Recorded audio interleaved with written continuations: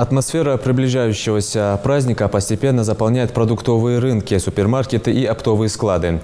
В преддверии Мархаш многие предприниматели меняют старые ценники на овощах и фруктах на новые, что в свою очередь сильно бьет по карману покупателей. Чтобы не допустить подобного, в этом году сотрудники Минэкономразвития Ингушетии проводят рейдовые мероприятия. В этот раз соответствие цен привычной стоимости продуктов они проверили в Карабулаке. Под пристальным вниманием проверяющих оказались и прилавки магазинов.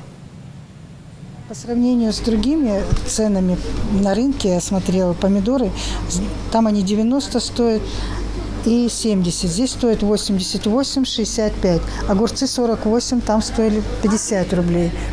И вот по сортам они 78 идут, 65 и 88 – это помидоры.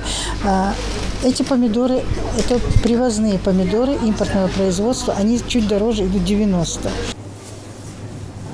Предпраздничного ажиотажа вокруг стоимости продуктов питания проверяющие пока не выявили. Отличаются пока разве что привычные всем цены.